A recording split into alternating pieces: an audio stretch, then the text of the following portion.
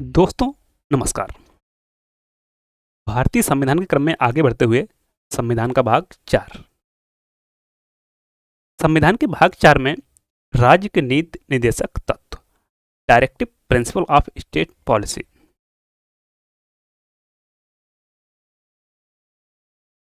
राज्य के नीति निर्देशक सिद्धांत संविधान के अनुच्छेद 36 से 51 तक में वर्णित हैं और इनका प्रावधान आयरलैंड के संविधान से लिया गया है, अर्थात इनको आयरलैंड के संविधान से लिया गया है और इनकी जो प्रकृति है वो गैर न्यायोचित है।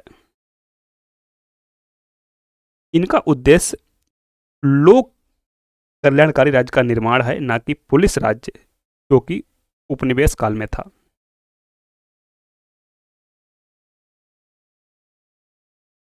पहला है अनुच्छेद 36। अनुच्छेद 36 अनुच्छेद 36 परिभाषा की बात करता है। अब यहां पर जो परिभाषा है, अनुच्छेद 36 में राज्य शब्द की वही परिभाषा है जो मूल अधिकारों में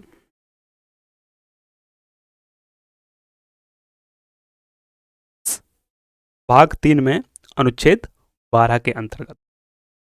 राज्य शब्द की परिभाषा वही है जो अनुच्छेद 12 के अंतर्गत है मूल अधिकारों में। तो इसके लिए मैं एक सेपरेट वीडियो लेके आऊंगा कि राज्य शब्द के अंतर्गत कौन कौन आता है। माननीय सुप्रीम कोर्ट ने अलग अलग अपने डिसीजंस में राज्य को परिभाषित किया है।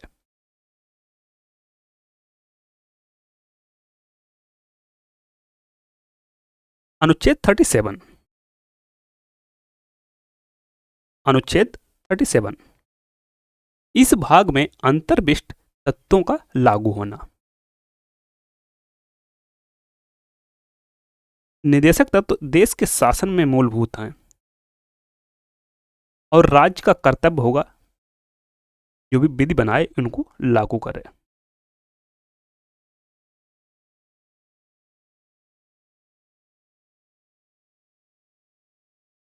अनुच्छेद 38 राज्य लोक कल्याण की अभिवृद्धि के लिए सामाजिक व्यवस्था बनाएगा।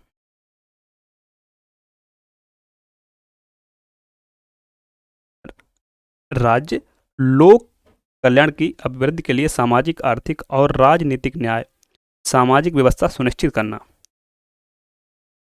और आय, प्रतिष्ठा, सुविधाओं और अवसरों की असमानता को समाप्त करना, अर्थात इक्वलिटी लाना, सबको एक समान धारा में लाना। अनुच्छेद 39 राज्य द्वारा अनुसरणीय कुछ नीति तत्व।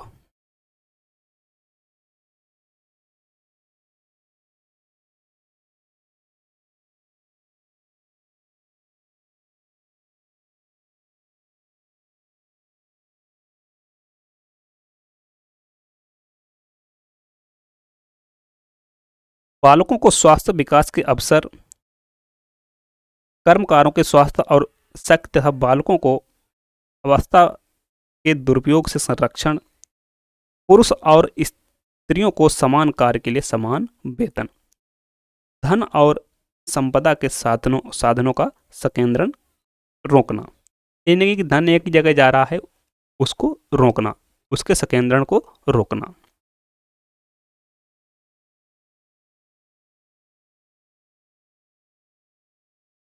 अगला है 39 का, अनुच्छेद 39 का। यहाँ पर क्लॉज नहीं आएगा। अनुच्छेद 39 का समान न्याय और निःशुल्क विधिक सहायता की बात करता है।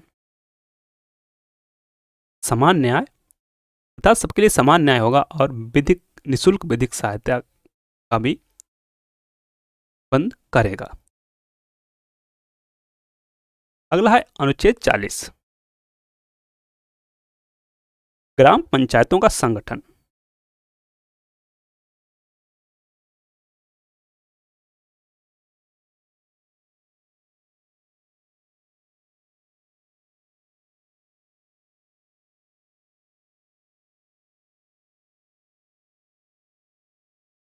राज्य ग्राम पंचायतों को गठन और उन्हें आवश्यक शक्तियां प्रदान कर स्व सरकार की इकाई के रूप में कार्य करने की शक्ति प्रदान करना।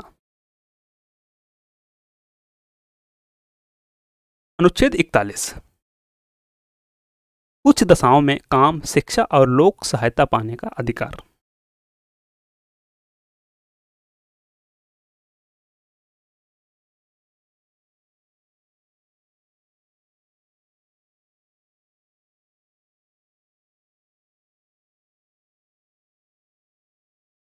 अगला है अनुच्छेद 42 काम की न्याय संगत और मानवोचित दशाओं तथा प्रसूति सहायता का उपबंध।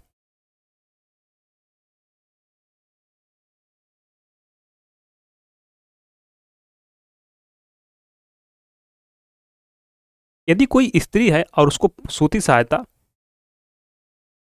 मिलनी चाहिए, राज्य उसको उसका उपबंध करेगा। काम की न्याय संगत और मानवोचित दशाओं तक का तथा इस प्रसूति सहायता का उपबंध। अनुच्छेद 43 कर्मकारों के लिए निर्वाह मजदूरी आदि।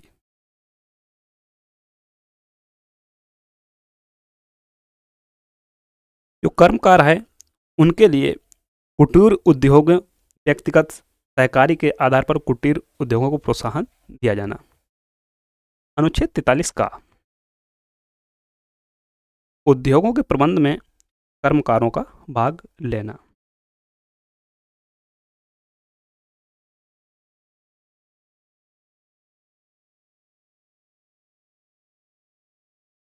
अनुच्छेद 44 नागरिकों के लिए एक समान सिविल संहिता।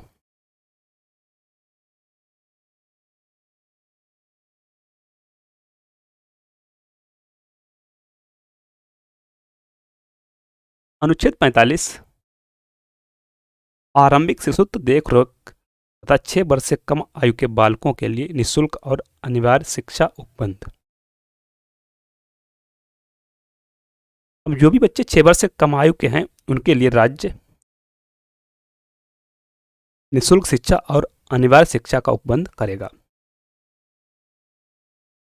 तो इसका एग्जाम्पल आप इस समय देख रहे हैं, जो आंगनवाड़ी संचालित हैं वो इसी का ही क्या किया गया है, उनको क्रियान्वयन किया गया है। अगला है अनुच्छेद 46 अनुसूचित जातियों, अनुसूचित जनजातियों और अन्य दुर्बल वर्गों के शिक्षा और अर्थ संबंधी हितों की अभिवृद्धि। जो भी अनुसूचित जाति, अनुसूचित जनजाति और दुर्बल वर्ग हैं उनके शिक्षा और उनके धन संबंधी अभिवृद्धि की योजना बनाएगा। अनुच्छेद 47 पोषाहार स्तर और जीवन स्तर को ऊंचा करने तथा लोक स्वास्थ्य का सुधार करने का राज्य का कर्तव्य होगा।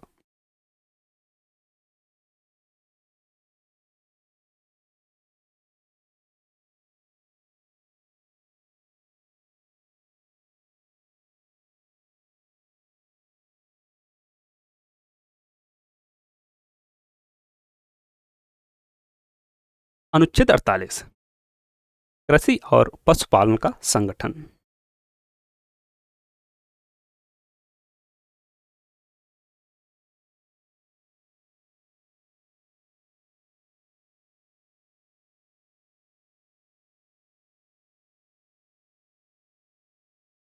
अनुच्छेद 48 का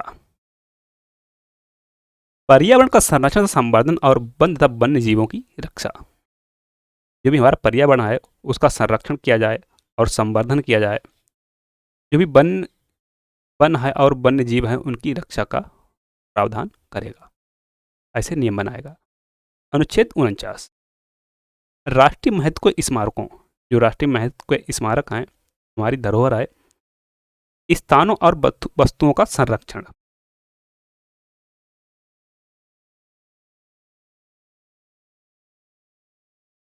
अगला है अनुच्छेद 50। अनुच्छेद 50 कार्यपालिका से न्यायपालिका का पृथक्करण की बात करता है। यहाँ से प्रश्न बहुत बनता है कि निम्न में से कौन सा अनुच्छेद कार्यपालिका से न्यायपालिका के पृथक्करण की बात करता है? दैट इज अनुच्छेद 50। अगला है अनुच्छेद 51। अनुच्छेद 51 अंतरराष्ट्रीय शांति और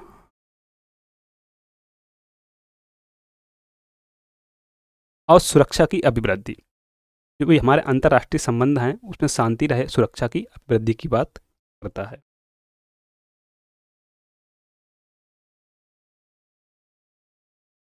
संविधान के 42वें संशोधन अधिनियम 1976 में निदेशक तत्व की मूल सूची में 4 तत्व जोड़े गए थे।